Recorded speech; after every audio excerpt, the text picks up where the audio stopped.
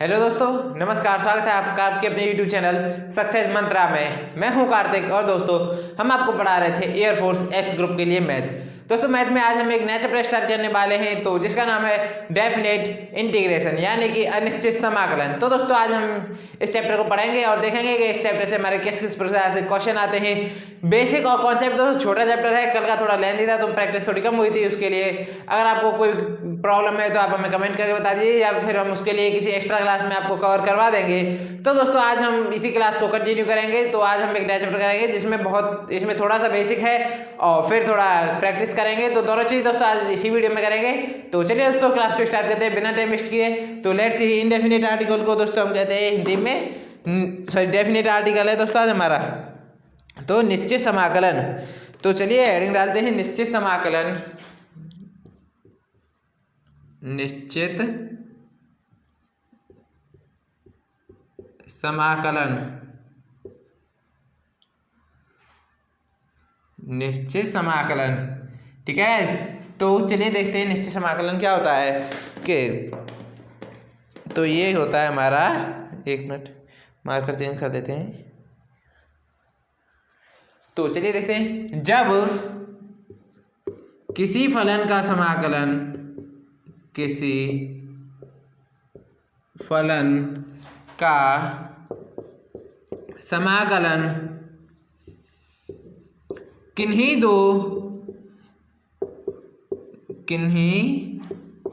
दो निश्चित सीमाओं के बीच, निश्चित सीमाओं के बीच ज्ञात किया जाता है, ज्ञात किया जाता है, किया जाता है तो उसे निश्चित समाकलन,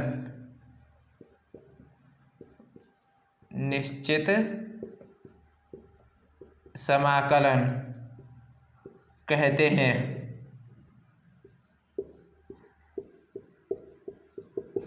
उसे निश्चित समाकलन कहते हैं। तो नोट डाउन कर लीजिए दोस्तों आप इसको। तो चलिए देखते हैं किस प्रकार से होता है हमारा। तो ये तो था हमारा, यदि integration of f x D x equal to capital F और एक्स, ठीक है ये है। तो अब इसका अगर हम, एक मिनट, अगर दोस्तों हम इसका ये निकालेंगे डेफिनेट, ये तो था इनडेफिनेट, तो डेफिनेट निकालेंगे तो x बराबर a यहाँ से यहाँ तक, और सॉरी ये ऊपर भी, एक मिनट,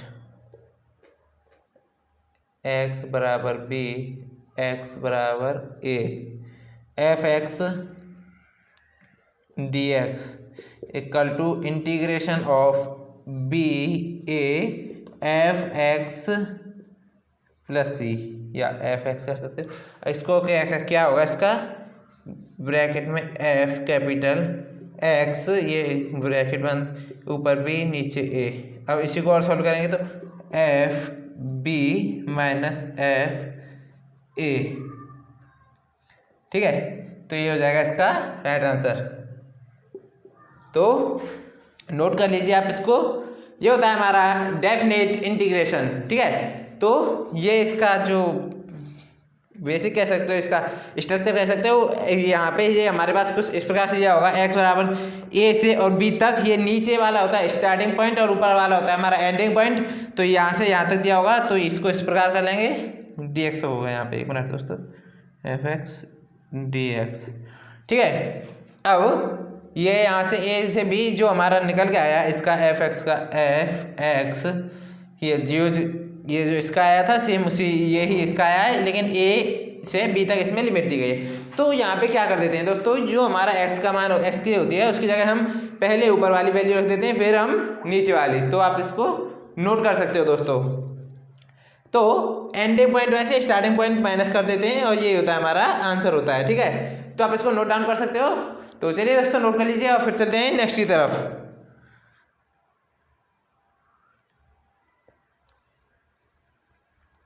तो अब दोस्तों निश्चित समाकलन है, कुछ फॉर्मूले कह सकते हो, कुछ गुण कह सकते हो। तो चलिए देखते हैं।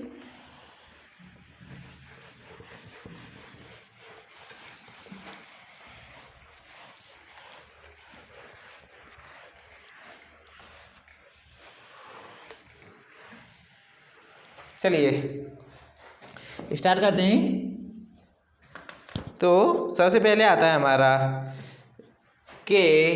Integration of A B. दोस्तों हम ए और बी ही लेंगे हर जगह। K F x D x equal to क्या होगा, K integration of A B F x D X. Second point है integration of A B F x D x equal to integration of, यहाँ पे change हो जाएगा, sorry ये F x D x का, तो ये रहेगा a B F x D x.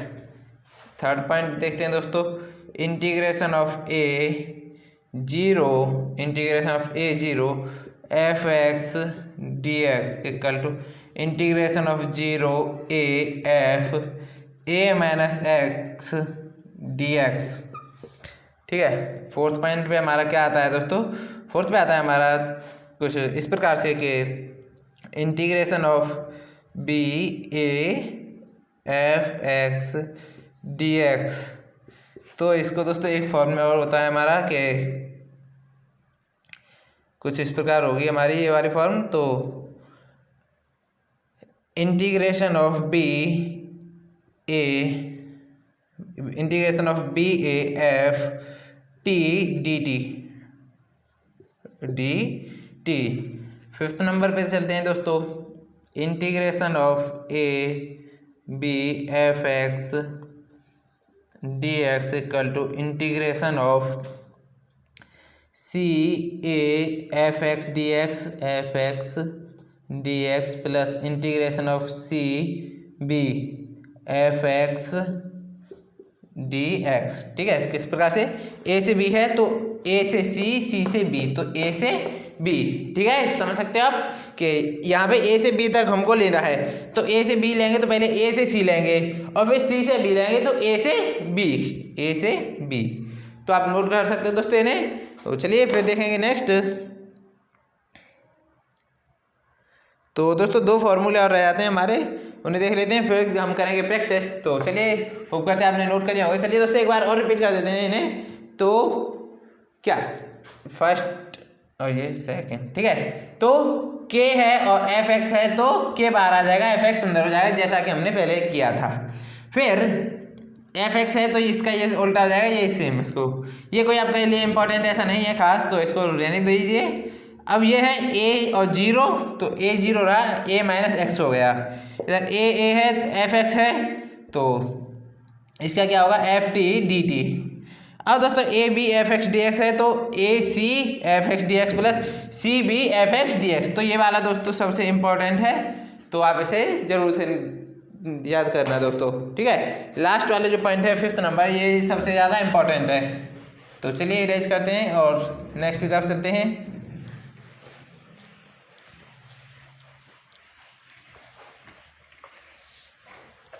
चलिए दोस्तों, तो दो और रह गए हैं, तो उन्हें देख लेते हैं दोस्तों। इंटीग्रेशन ऑफ, सिक्स नंबर पे आता है हमारा, इंटीग्रेशन ऑफ माइनस ए और plus a F x D x, f x D x equal to क्या होगा हमारा, ये वाला ब्रैकेट आएगा, जीरो कॉमा यदि f minus x equal to minus का एफ एक्स। ठीक है। और ये यहाँ पे two integration of zero a F x D x, f x D x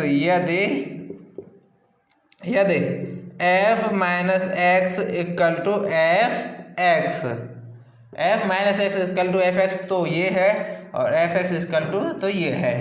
ठीक है। ये हुआ हमारा सिक्स, और एक और रह गया हमारा सेवन्थ नंबर पे, तो उसे भी देख लेते हैं। F integration of two a और zero f x D x equal to in ये वाला ब्रैकेट आएगा 2 इंटीग्रेशन ऑफ 0 और a F x D x. यदि इसमें क्या कंडीशन है, यदि f 2a minus x equal to f x, और दूसरी हमारी कंडीशन है 0, यदि f 2a minus x equal to minus का एफ एक्स। ठीक है, तो ये हमारे दो फार्मूले और थे, तो आप इन्हें समझ सकते हो। पहला a और माइनस a के बीच में ये वाली हमारी कंडीशन रहेगी, यदि f minus x equal to minus f x होगा तो 0 होगा, f minus x equal to minus plus का एफ एक्स होगा तो ये वाला होगा। उसी प्रकार से 2a और 0 हमारी कंडीशन, 0 से 2a की तरफ हमारा जो लिमिट है वो है 0 से 2a, तो उसके लिए अगर f 2a माइनस एक्स का मान एफ एक्स पॉजिटिव है तो ये वाली कंडीशन होगी, और f 2a माइनस एक्स का हमारा जो वो है फलन, तो क्या है माइनस का एफ एक्स है, तो उसके लिए 0 होगा। तो आप इन्हें दोस्तों नोट कर सकते हो। तो फिर दोस्तों अब इसके बाद आती है हमारी प्रैक्टिस, तो चलिए आप इन्हें नोट कर लीजिए। चलिए प्रैक्टिस की तरफ चलते हैं, तो लेट्स सी। तो चलिए दोस्तों देखते हैं, तो पहले इन्हें इरेज करते हैं और फिर हम देखते हैं प्रैक्टिस क्वेश्चन।